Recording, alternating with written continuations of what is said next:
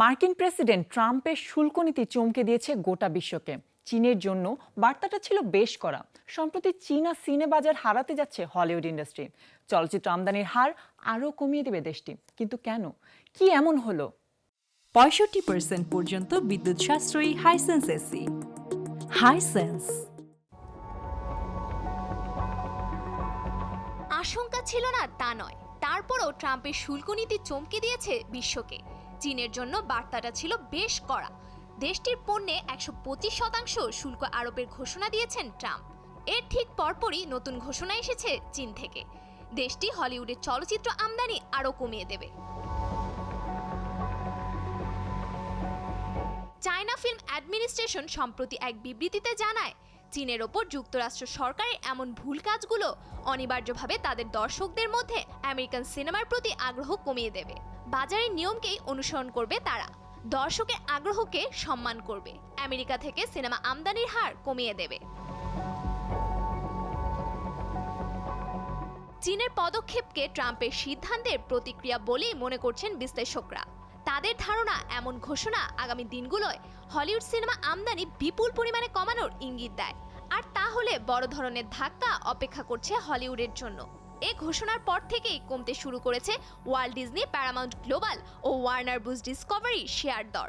In the overworld, Wow. anything you can dream about?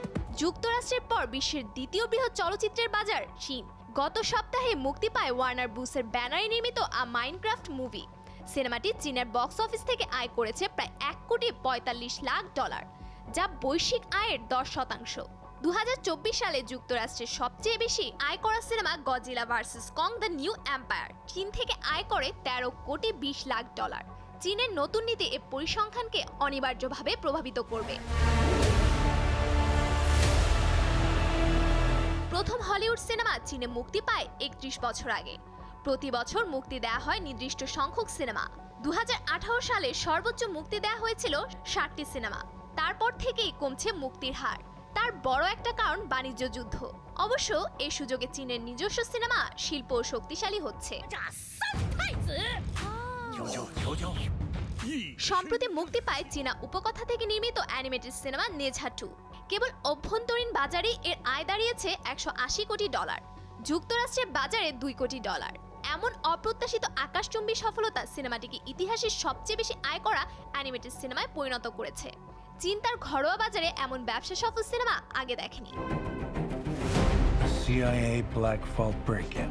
বিশ্লেষকদের মতে 2025 সালে হলিউড সিনেমার বড় অংশ নির্ভর করবে চীনের বাজারের ওপর।